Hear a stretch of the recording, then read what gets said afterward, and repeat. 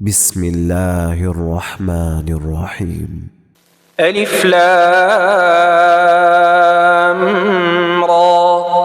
تلك آيات الكتاب وقرآن مبين ربما يود الذين كفروا لو كانوا مسلمين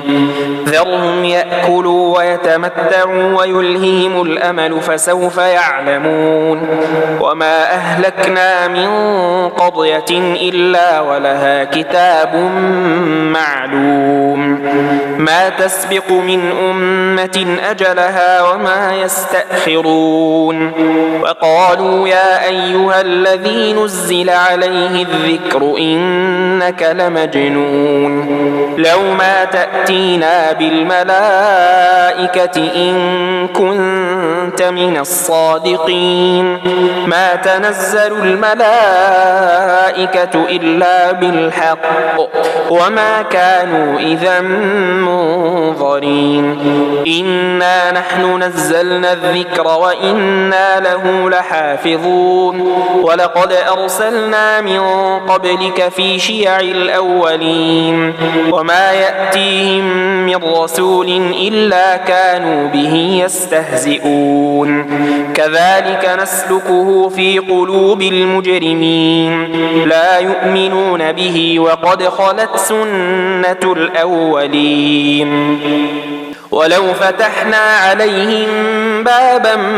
من السماء فظلوا فيه يعرجون لقالوا إنما سكرت أبصارنا بل نحن قوم مسحورون ولقد جعلنا في السماء بروجا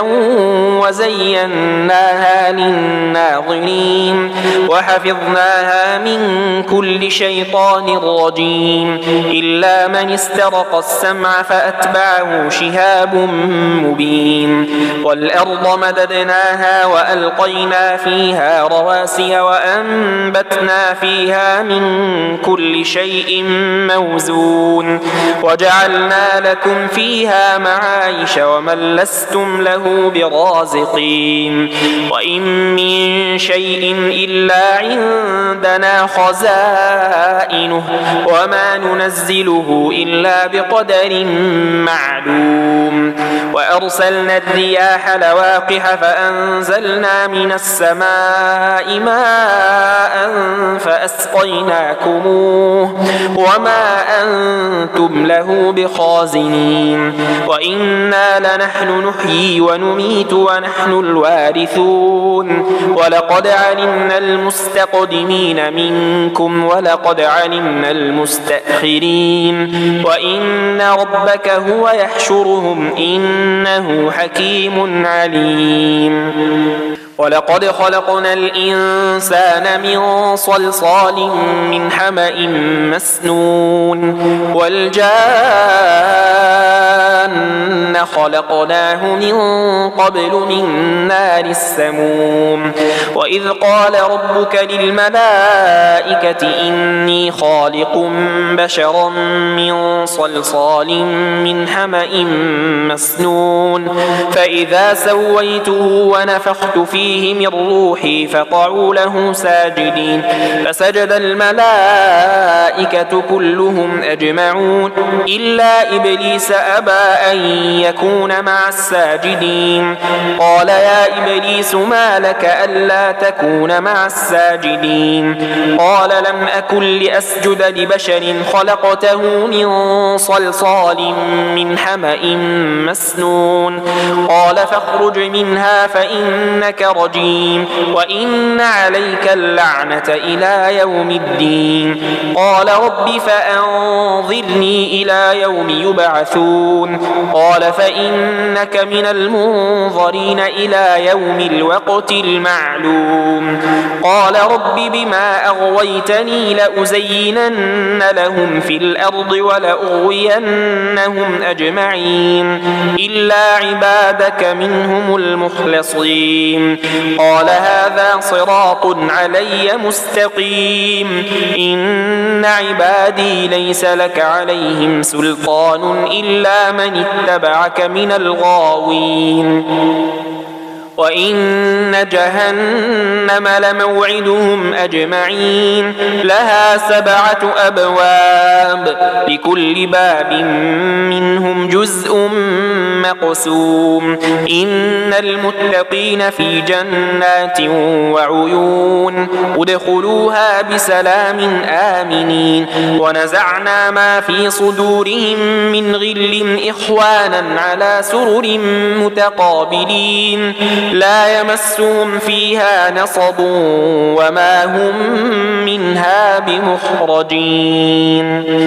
نبئ عبادي أني أنا الغفور الرحيم وأن عذابي هو العذاب الأليم ونبئهم عن ضيف إبراهيم إذ دخلوا عليه فقالوا سلاما قال إنا منكم وجلون قالوا لا توجل إنا نبشرك بغلام عليم قال أبشرتموني على أن مسني الكبر فبم تبشرون قالوا بشرناك بالحق فلا تكن من القانطين قال ومن يقنط من رحمة ربه إلا الضالون قال فما خطبكم أيها المرسلون قالوا إنا أرسلنا إلى قوم مجرمين إلا آل لوط إنا لمنجوهم أجمعين إلا امرأته قدرنا إنها لمن الغابرين فلما جاء آل لوط المرسلون قال إنكم قوم منكرون قالوا بل جئناك بما كانوا فيه يمترون وأتيناك بالحق وإنا لصادقون فاسر بأهلك بقطع من الليل واتبع أدبارهم ولا يلتفت منكم أحد وامضوا حيث تؤمرون وقضينا إليه ذلك الأمر أن دابر هؤلاء مقطوع مصبحين وجاء أهل المدينة يستبشرون قال إن هؤلاء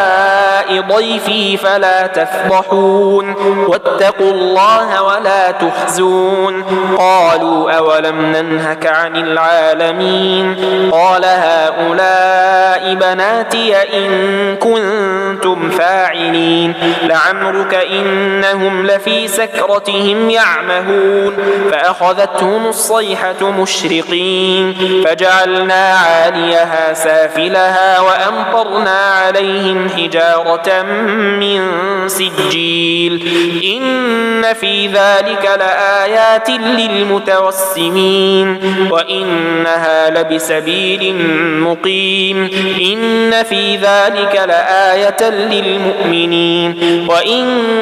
كان أصحاب الأيكة لظالمين فانتقمنا منهم وإنهما لبإمام مبين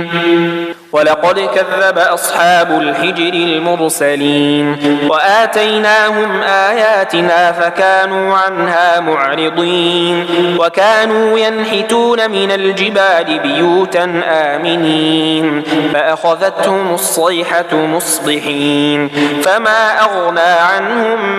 ما كانوا يكسبون وما خلقنا السماوات والأرض وما بينهما إلا بالحق وإن الساعة لآتية فاصفح الصفح الجميل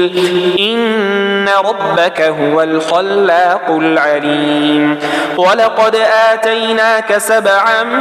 من المثاني والقرآن العظيم لا تمدن عينيك إلى ما متعنا به أزواجا منهم ولا تحزن عليهم واخفض جناحك أرسلناك للمؤمنين وقل إني أنا النذير المبين كما أنزلنا على المقتسمين الذين جعلوا القرآن عضين فوربك لنسألنهم أجمعين عما كانوا يعملون فاصدع بما تؤمر وأعرض عن المشركين إنا كفيناك المستهزئين الذين يجعلون مع الله إلها آخر فسوف يعلمون ولقد نعلم أنك يضيق صدرك بما يقولون فسبح بحمد ربك وكن من الساجدين واعبد ربك حتى يأتيك اليقين.